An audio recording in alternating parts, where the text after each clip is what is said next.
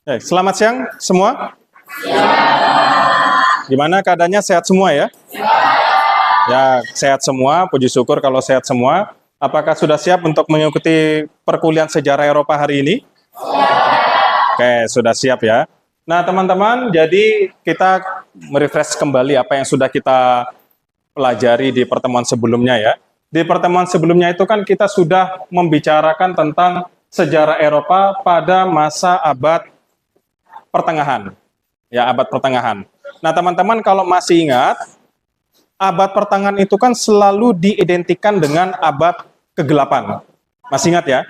Nah, kalau masih ingat, saya mau bertanya kepada teman-teman, adakah yang masih ingat kenapa Eropa pada masa abad pertengahan itu juga disebut dengan abad kegelapan? Oke, Pak.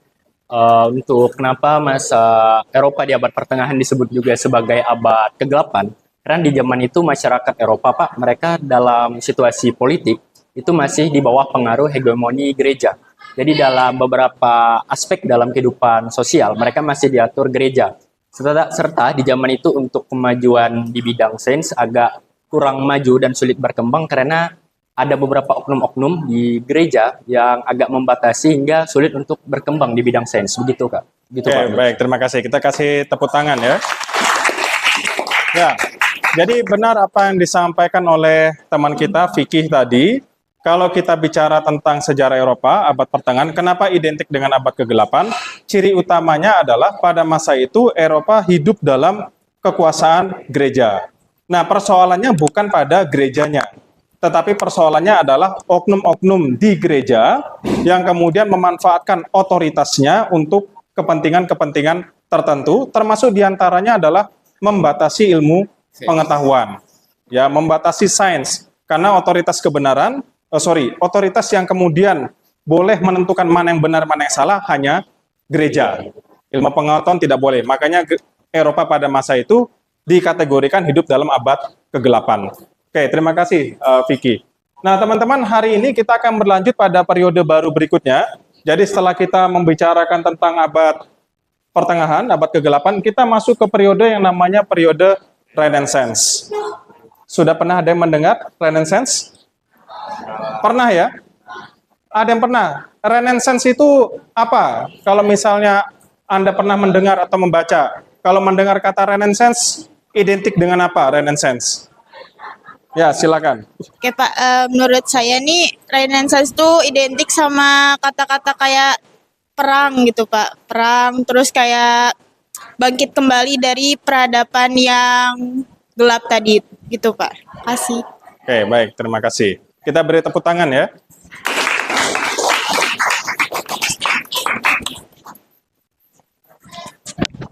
Nah, teman-teman, seperti yang disampaikan oleh kawan kita barusan, kalau kita bicara tentang Renaissance, Renaissance ini adalah jembatan Eropa untuk menuju era baru. Ya, setelah sebelumnya mereka berada di abad kegelapan, mereka akan masuk ke era pencerahan, dan jembatannya adalah Renaissance. Nah, kenapa Renaissance ini penting untuk teman-teman pelajari? Memang Renaissance itu terjadinya di Eropa sana. Ya, dampaknya secara langsung yang merasakan adalah Eropa. Tapi apa hubungannya dengan kita? Karena Renaissance ini kan adalah jembatan untuk masuk ke era yang namanya abad pencerahan. Gitu ya, abad pencerahan. Dan di dalam abad pencerahan Eropa itu nanti akan memunculkan berbagai macam ilmu pengetahuan yang hari ini kita nikmati. Ilmu pengetahuan yang Anda terima atau Anda nikmati dari Anda SD, SMP, SMA, sampai kuliah, itu semua tidak bisa dilepaskan dari Renaissance ini, teman-teman. Termasuk sistem demokrasi yang saat ini kita nikmati bersama sebagai warga negara, itu juga merupakan warisan dari Renaissance. Makanya Renaissance meskipun ya lokasinya berada di Eropa, tetapi konteks peristiwanya sebenarnya dekat dengan kita, terutama terkait dengan dampak yang dimunculkan dari Renaissance. Seperti itu ya teman-teman ya. Nah, apa yang akan kita capai dalam pembelajaran ini teman-teman? Nah, ini ya, yang diharapkan nanti ketika teman-teman sudah belajar materi ini, mahasiswa mampu untuk menganalisis corak berpikir masa Renaissance dan pengaruhnya terhadap cara pandang masyarakat Eropa hingga masuk ke fase abad pencerahan. Nah, ini yang akan kita pelajari. Ada beberapa materi pokok, diantaranya adalah corak berpikir Renaissance, Renaissance di Italia dan perkembangannya, sampai era pencarian dan warisannya. Tetapi untuk pertemuan kita hari ini, kita akan berfokus pada corak berpikir Renaissance. Ya, ini yang akan kita pelajari pada hari ini. Nah, untuk mini modulnya, silakan teman-teman kalau misalnya ada yang mau barcode ya, di scan ya materinya. Nah, nanti di dalam mini modul ini teman-teman akan ada materi-materi termasuk tugas-tugas yang akan dikerjakan oleh mahasiswa, gitu ya. Nah, oke, teman-teman, setelah tadi kita melihat mini modulnya, teman-teman, kita akan masuk ke materi intinya. Ya, apa yang dimaksud dengan Renaissance? Renaissance itu teman-teman pertama kali diperkenalkan oleh seorang seniman yang bernama Giorgio Vasari pada abad ke-16. Istilah awalnya itu sebenarnya bukan Renaissance, tetapi Rinascita dalam bahasa Italia yang berarti kelahiran kembali. Apa yang lahir kembali? Yang lahir kembali itu adalah semangat kesenian yang bernapaskan semangat Yunani dan Romawi kuno. Gitu ya, di abad ke-14 sampai abad ke-16. Nah, itu versi dari Giorgio Vasari. Nah, kemudian ada yang melengkapi yang dimaksud dengan Renaissance itu apa? Oleh ahli yang bernama Jacob Burckhardt. Gitu ya, ini pakai bahasa Inggris, ada yang mau membaca? Silakan, ada yang mau membaca? Ya, silakan, Vicky. Baik Pak, menurut Jacob Burckhardt, Renaissance ini juga merupakan the awakening of human conscience as rational, autonomous individuals with free will and responsibility. Oke, terima kasih Vicky. Nah, teman-teman, seperti yang disampaikan oleh kawan kita barusan, Renaissance itu adalah the awakening of human consciousness as rational. Kata kuncinya di mana? The awakening of human, kebangkitan kesadaran manusia, ya. Consciousness as rational, pribadi yang rasional. Ya, kemudian ada autonomous individuals with free will and responsibility. Free will itu berarti kehendak bebas. Responsibility itu berarti tanggung jawab. Ya. Nah, artinya apa? Bahwa manusia Eropa pada masa Renaissance itu sudah masuk kepada fase di mana mereka menyadari bahwa diri mereka punya yang namanya kehendak bebas, dan kehendak bebasnya itu digunakan secara bertanggung jawab. Jadi meskipun manusia punya kebebasan, bukan berarti dia bisa sebebas-bebasnya. Karena kebebasan yang sebebas-bebasnya itu pasti anarki. Maka dia harus menggunakan kebebasannya itu secara bertanggung jawab. Nah, itu yang akan kita pelajari, teman-teman. Nah, berikutnya teman-teman kita akan melihat bagaimana perbedaan mental ya antara masyarakat Eropa pada masa abad pertengahan dengan abad Renaissance tadi, dengan masa Renaissance, teman-teman. Ya, yang pertama di abad pertengahan itu ada yang namanya mentalitas nasib. Ini abad pertengahan ketika mereka hidup dalam dogma atau hegemoni gereja, teman-teman. Mentalitas nasibnya seperti apa? Satu, berpegang pada prinsip memento mori. Memento mori itu artinya ingatlah bahwa engkau akan mati. Jadi ciri masyarakat Eropa pada abad pertengahan itu adalah ketika mereka lahir ke dunia, mereka tuh langsung memikirkan akhirat. Jadi tujuan hidup mereka tuh ya memikirkan akhirat secara langsung. Ya langsung memikirkan relasinya dengan Tuhan. Tujuan akhirnya bahwa ya tujuan hidupnya adalah Tuhan, surga. Nah, ini ciri dari masyarakat Eropa abad pertengahan. Pertanyaannya adalah, apakah cara berpikir memento mori itu salah? Kalau menurut saya, memento memori ini tidak salah, Pak. Tapi cara dia melakukannya yang salah. Misalnya dia memikirkan akhirat, berarti selama hidup ini dia berbuat baik, beramal dan sebagainya. Tapi pada abad pertengahan ini orang-orang caranya salah. Seperti misalnya mereka ini tidak mau terlalu bekerja, hanya memikirkan ibarat rezeki ini bisa datang sendiri dari Tuhan. Untuk apa mencari harta duniawi, ujung-ujungnya nanti pun mati tetap menghadap kepada Tuhan. Jadi mereka hanya bodoh amat dengan duniawi, langsung memikirkan tentang surga. Gitu aja, Pak.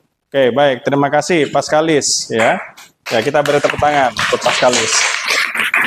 Adakah dari teman-teman yang lain yang mau menyampaikan pendapat yang berbeda? Kalau menurut Paskalis, itu nggak masalah kalau kemudian kita hidup sambil memikirkan akhirat, begitu ya. Hanya catatannya jangan sampai kemudian kita melempar semuanya kepada takdir, gitu ya. Ada yang punya pandangan berbeda? Dari saudara, ya silakan. Baik Pak, kalau menurut saya tadi kan seperti yang disampaikan oleh Pascalis tidak salah Kak. Tetapi itu justru yang disampaikan Pascalis itu lebih berhubung ke bahwa prinsip dari memento moris itu Pak, memento mori itu lebih justrunya salah. Karena kan memento mori ini memang hanya memikirkan tentang akhirat saja.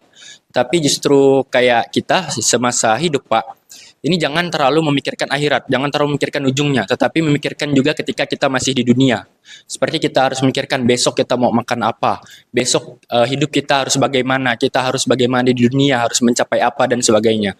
Jadi kalau menurut saya untuk prinsip ini nih salah Pak. Karena kayak kenapa kita lahir dengan hidup di dunia bertahun-tahun, puluhan tahun mungkin, tetapi justru ujung kita cuman memikirkan di akhirnya. Tapi kita tidak memikirkan di tengahnya ketika kita berproses. Jadi menurut saya kalau kita seharusnya itu hidup, terutama untuk manusia di zaman sekarang, apalagi di zaman dahulu Pak, itu seharusnya itu tidak hanya memikirkan di masa lalu, tetapi juga memikirkan yang di sekarang. Kita ini gimana? Aduh, besok makan apa? Kerja, cari uang untuk makan. Mikirkan, kerja untuk beri anak makan.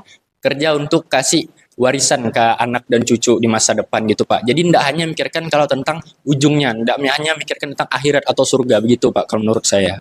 Oke, baik, terima kasih. Kita beri tepuk tangan buat Vicky ya. Kalau menurut Vicky, harusnya manusia tidak hanya memikirkan urusan akhirat saja begitu ya, tapi juga memikirkan apa yang harus dilakukan selama diberi kesempatan hidup itu.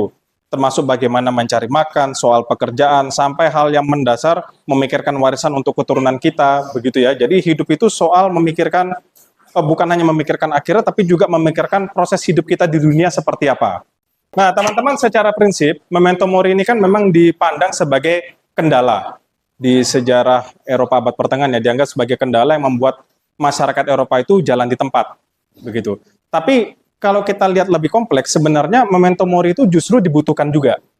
Memikirkan akhirat itu justru tidak ada salahnya. Termasuk misalnya dalam koridor Anda hidup di dunia. Ketika Anda bekerja, Anda punya tujuan nggak? Punya. Tujuannya itu kan diantaranya pasti mencari nafkah, begitu ya. Tapi apakah Anda hanya berhenti pada konteks mencari nafkah? Tidak, pasti Anda mencari keberkahan dari pekerjaan yang Anda lakukan, betul? Nah, maka memento mori itu justru merupakan penyeimbang dalam hidup kita, sebenarnya. Penyeimbang dalam hidup kita. Ya, sehingga ketika nanti kita bekerja, karena kita memikirkan urusan kita dengan Tuhan, begitu ya. Ketika kita bekerja, ya kita berusaha untuk menjadi pribadi yang jujur. Kalau jadi pejabat, kita berusaha nggak maling, nggak korup. Begitu kan? Karena kita memikirkan ujungnya juga. Ada yang kita pikirkan ujungnya, yaitu relasi kita dengan Tuhan. Maka di Eropa sendiri sebenarnya ada pepatah kan, work as if you were doing it for the Lord, not for human. Bekerjalah seolah-olah kau bekerja untuk Tuhan. Nggak ada masalah. Hanya saja yang menjadi problem di abad pertengahan, seperti yang disampaikan oleh Pascalis tadi, memento morinya itu kebangetan. Ya, kebangetan di situ tuh artinya menyerahkan semuanya pada takdir. Jadi yang namanya kemiskinan dan segala macam itu seolah-olah adalah sesuatu yang nggak bisa diubah. Ketika manusia tuh lahirnya miskin, ya udah sampai mati dia bakal miskin. Dia nggak bisa mengubah nasibnya. Nah, itu yang menjadi salah tadi. Gitu ya, ketika menempatkan memento mori ini tidak pada porsi atau tempatnya. Gitu ya, teman-teman ya. Oke, terima kasih teman-teman. Jadi kita bisa melihat poin kedua, berpasrah dengan keadaan, menerima nasib apa adanya. Kalau miskin ya sudah miskin, begitu ya. Kemudian orientasi manusia lahir ke dunia dengan turun dari surga dan langsung menengadah ke lagi ke surga, teman-teman. Lahir dari surga, turun, kemudian memikirkan urusan surga lagi. Nah, ini ciri khas dari masyarakat Eropa abad pertengahan. Mentalnya seperti itu. Ya. Nah, yang jadi problem berikutnya adalah ketaatan buta terhadap gereja. Ya, taat buta terhadap gereja. Nah, ini kita buat general aja, teman-teman ya, tidak usah gereja. Kita anggap taat buta terhadap agama. Menurut teman-teman, taat buta terhadap agama itu tepat atau tidak? Yang lain dulu mungkin, ada yang mau menyampaikan pendapat sebelum nanti saya serahkan ke Vicky juga. Ada yang lain? Taat buta terhadap agama nih ya, bukan pada gereja. Kalau gereja kan secara khusus nih, secara umum. Kita taat buta terhadap agama yang kita anut. Tepat atau enggak? Yang lain? Ada yang mau berpendapat? Ya. Silakan ya. Taat buta terhadap agama kira-kira tepat atau tidak? Kalau menurut saya taat buta terhadap agama itu juga tidak bagus karena kalau kita terlalu mabuk agama itu kita juga bisa jadi tidak bisa saling menghormati agama lain. Jadi terlalu cinta banget dengan agamanya sendiri gitu, terlalu membenarkan gitu. Tuh. Oke, terima kasih. Kita beri tepuk tangan ya. Ada lagi yang mau menambahkan? Satu lagi barangkali? Silakan, satu lagi. Ada yang mau menambahkan? Kira-kira bagaimana taat buta terhadap agama? Masalah atau bukan? Kalau tadi dikatakan masalah gitu ya. Nah, kalau Mas Kalis?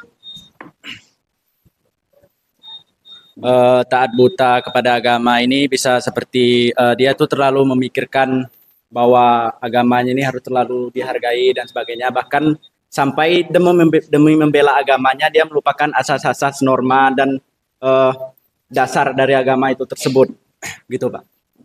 Terima kasih. Kita beri tepuk tangan buat Mas Kalis ya.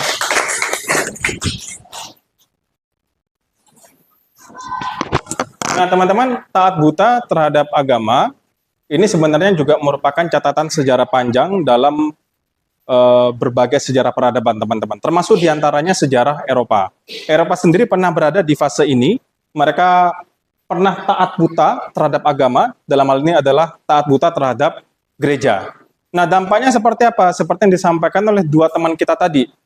Pada akhirnya terlalu mengagungkan agamanya sendiri dan kemudian cenderung mudah untuk menghakimi orang lain yang dianggap berbeda. Gitu ya, karena taat buta terhadap agama. Nah, secara spesifik seperti ini, teman-teman, ketaatan buta terhadap gereja pada masa itu ya. Jadi, masyarakat Eropa pada masa itu, teman-teman, meyakini bahwa apa yang dilakukan oleh gereja pada saat itu sudah pasti benar, nggak mungkin salah, karena taat buta tadi ya, terhadap gereja ya.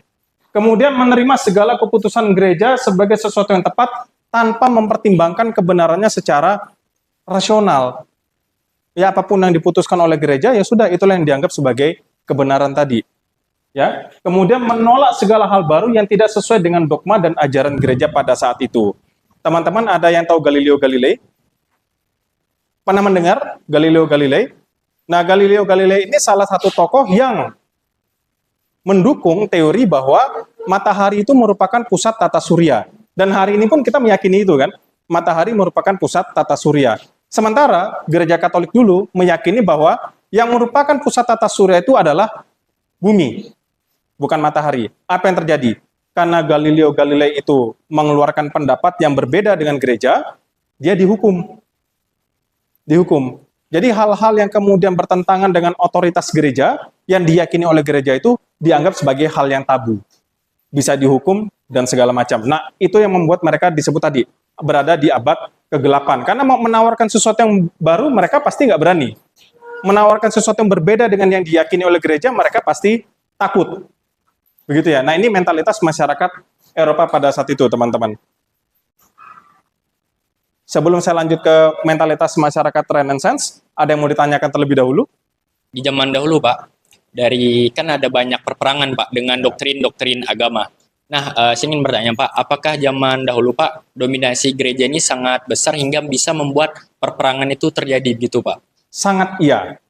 Maka kemudian kita mengenal yang namanya salah satunya adalah perang salib. Barangkali teman-teman pernah mendengar. Nah, itu juga merupakan salah satu pengaruh dari peran gereja itu. Nah, jadi peran gereja itu sangat besar. Nah, ini yang saya katakan tadi bahwa ketika hidup itu betul-betul berada dalam dominasi agama, maka yang paling jelas pertama muncul itu teman-teman pasti adalah egosentris. Pasti. Perang yang didasarkan pada agama itu selalu muncul karena egosentris. Oke? Nah, kenapa bisa muncul seperti itu? Egosentris. Ya karena keinginan untuk mendominasi, keinginan untuk menguasai. Ya keinginan yang intinya tidak mau pengaruhnya kemudian berkurang karena faktor dari kelompok yang berbeda. Maka kemudian perang itu bisa terjadi dan motornya salah satunya adalah gereja pada masanya, sejarahnya. Seperti itu, Vicky. Oke.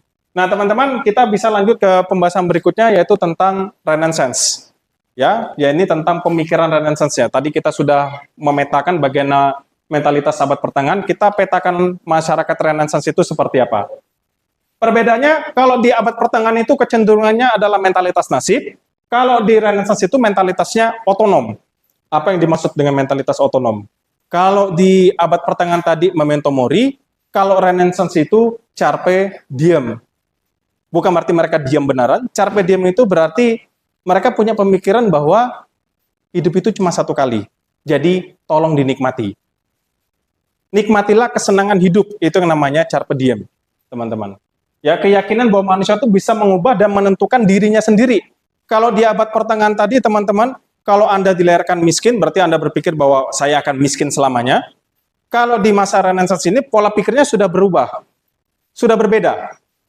Begitu ya. Bahwa oke, saya dilahirkan dari keluarga miskin, tapi bukan berarti sampai mati saya miskin. Saya punya yang namanya akal sehat, akal budi. Saya punya kemampuan pribadi.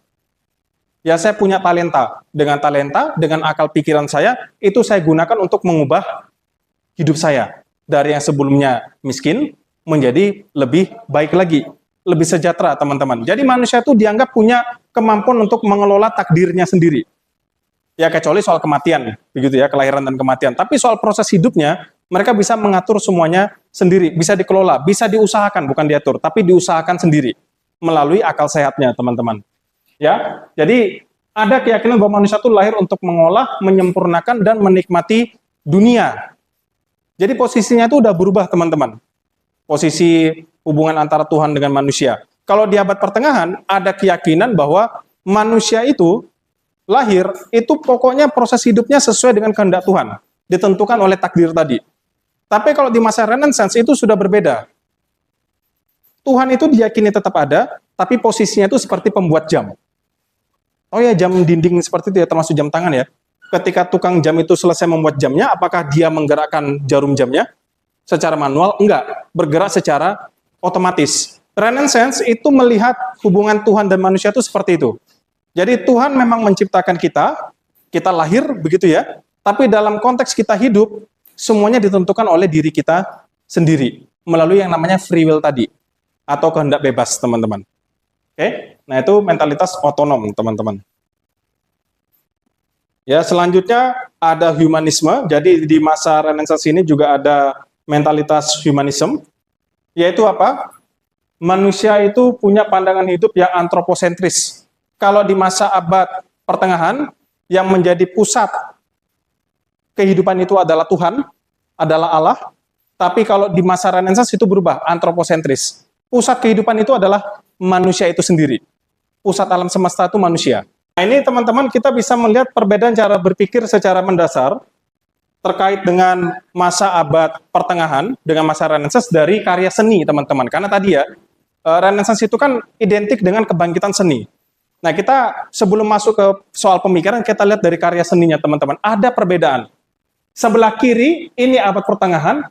Sebelah kanan, itu era Renaissance. Apa yang berbeda? Ada yang mau menanggapi? Dari gambar ini, apa yang berbeda?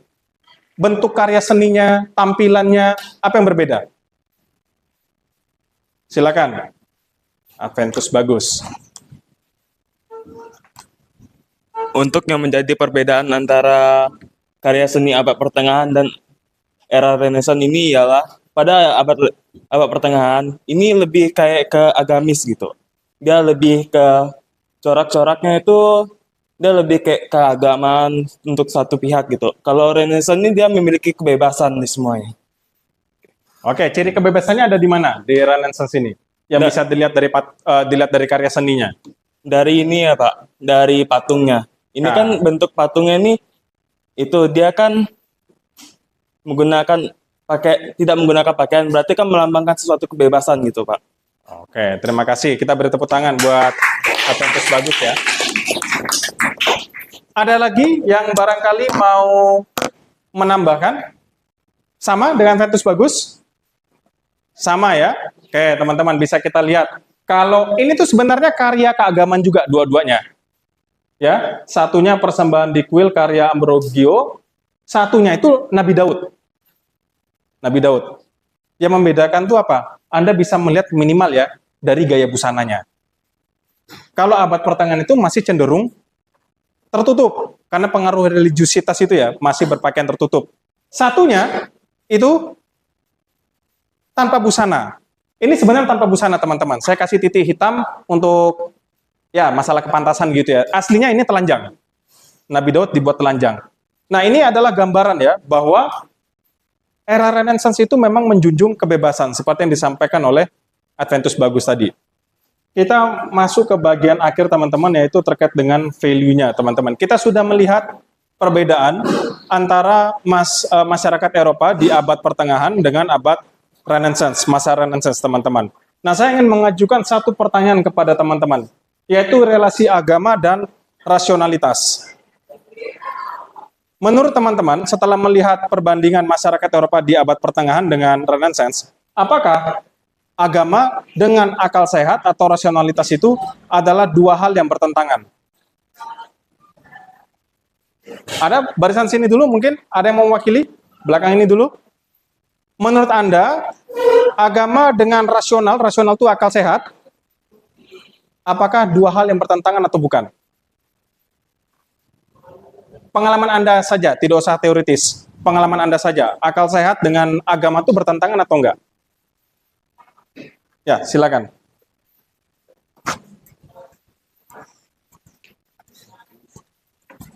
Ya, nanti silakan teman-teman di sini menanggapi juga ya.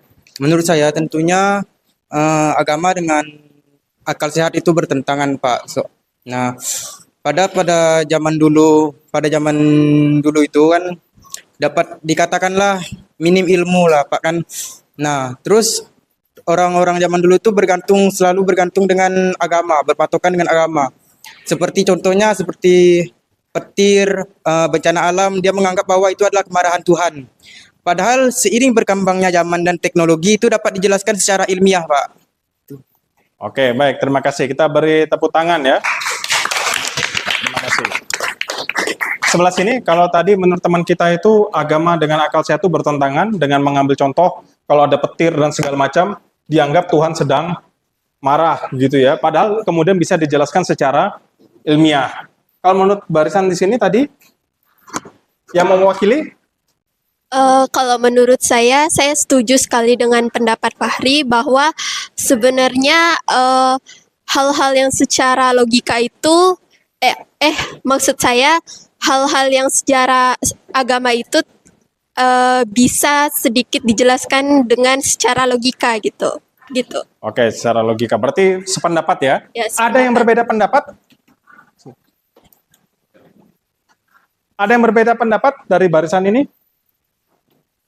Ya, silakan. Baik Pak, dari saya ini tidak setuju dengan pendapat kawan-kawan yang berdua tadi. Kan mereka bilang kalau ini kan agak bertentangan gitu Pak ya, tidak bisa. Tapi justru menurut saya ini justru berdampingan antara agama dan rasionalitas Pak.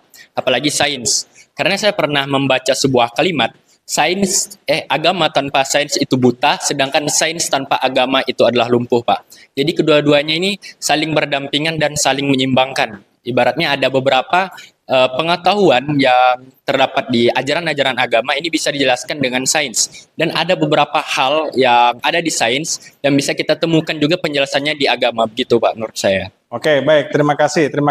Vicky ya, melihat bahwa agama dengan akal itu justru saling menyeimbangkan. Begitu ya. Nah teman-teman, agama dengan rasional itu sebenarnya adalah dua hal yang saling berhubungan. Mereka tidak bertentangan, tapi saling berhubungan. Hubungannya seperti apa? Ini terkait dengan prinsip hidup, teman-teman. Terkait dengan prinsip hidup. Jadi, kalau misalnya kita hidup hanya menggunakan rasio, artinya akal, kita pintar. Tapi kita tidak dibarengi dengan agama yang merupakan panduan moral kita. Kira-kira kepintaran kita tuh akan digunakan untuk apa? Untuk sesuatu yang tidak baik. Para koruptor itu apakah orang-orang bodoh? Mereka orang-orang pintar semua. Ada yang S2 bahkan sampai S3 segala macam. Tapi pada akhirnya mereka menggunakan rasio mereka untuk mencari cara buat korupsi. Ini yang terjadi kalau misalnya kita punya kepintaran tapi tidak disertai dengan panduan moral, ya ini agama. Begitu ya. Tapi sebaliknya juga, kalau misalnya kita beragama tapi kita tidak mempunyai akal sehat, apa yang terjadi? Yang terjadi adalah ketaatan buta tadi. Begitu kan? Kita taat buta, kita tidak menggunakan akal sehat kita, sehingga apapun yang disampaikan oleh pemuka agama kita, semuanya kita anggap sebagai sebuah kebenaran. Padahal yang disampaikan oleh pemuka agama kita ternyata adalah provokasi, ajaran supaya kita memusuhi orang lain yang berbeda dengan kita. Nah, makanya rasio dengan agama justru adalah dua hal yang saling berhubungan, terutama untuk prinsip hidup teman-teman ya, itu saling berhubungan. Seperti itu ya. Nah, adakah yang mau menyimpulkan terkait dengan proses perkuliahan kita hari ini? Ya, silakan Pak Skalis. Kira-kira dari materi Renaissance ini apa yang bisa kita pelajari? Kesimpulan secara garis besar yang saya ambil adalah di kehidupan kita sekarang, meskipun kita sudah lepas dari abad kegelapan, namun bukan berarti kita juga meninggalkan kehidupan yang agamis. Begitu juga dengan kehidupan sekarang yang bebas, bukan berarti kita bebas melakukan apa saja, bukan berarti kita semau-maunya, tapi kita juga harus berdasarkan pada agama. Nah, kemudian kehidupan agama juga harus diimbangi dengan akal sehat. Karena ketika dua ini tidak diimbangi, seperti yang dikatakan tadi, dia hanya memikirkan agamanya saja, memikirkan akhiratnya, dia sehingganya jadi buta terhadap aturan dan sebagainya. Begitu juga ketika dia hanya menggunakan akal sehatnya, nanti akal sehatnya itu digunakan untuk sesuatu yang tidak baik, misalnya korupsi dan sebagainya. Dia hanya memperkaya diri tanpa memikirkan konsekuensinya nanti di akhirat seperti apa. Begitu Pak. Oke, terima kasih. Kita beri tepuk tangan buat Pak Skalis ya. Baik, teman-teman, seperti yang disampaikan oleh Pak Skalis tadi, materi pada hari ini sebenarnya mau mengajarkan kita untuk menjadi pribadi yang hidupnya itu berimbang. Memang oleh Tuhan kita sudah dianugerahi yang namanya akal sehat. Dan itu yang menjadi otonomi dan kehendak bebas kita, teman-teman. Tapi kita tidak boleh lupa bahwa kehendak bebas yang kita punya, itu harus kita gunakan secara bertanggung jawab. Ya, artinya kehendak bebas itu, kepintaran kita segala macam, kita gunakan sepenuhnya untuk kemajuan umat manusia, bukan justru untuk melakukan tindakan-tindakan yang bermasalah, gitu ya, tindakan-tindakan curang. Karena apapun yang kita kerjakan, apapun yang kita lakukan, sepenuhnya harus kita pertanggungjawabkan kepada Tuhan di kemudian hari. Seperti itu, teman-teman, untuk perjumpaan kita hari ini ya, untuk pemikiran Renaissance. Nanti di pertemuan berikutnya, kita akan berbicara lebih lanjut, teman-teman, tentang Firenze sebagai pelopor Renaissance. Ini salah satu kota di Italia. Nah, ini yang akan kita pelajari pada pertemuan berikutnya. Nah, tapi sebelumnya teman-teman, di bagian mini modul yang sempat saya bagikan di awal tadi, itu ada penugasan kelompok, dan itu akan menjadi bahan diskusi kita juga untuk pertemuan berikutnya. Silakan dilihat kelompoknya ada di Adlink ya, teman-teman ya. Nanti silakan dibuka, dicek tugasnya seperti apa, dan nanti kita akan diskusikan hasil temuan teman-teman itu pada pertemuan berikutnya. Saya kira seperti itu teman-teman untuk perjumpaan kita hari ini. Saya akhiri, selamat siang, sampai berjumpa lagi di pertemuan berikutnya. Terima kasih.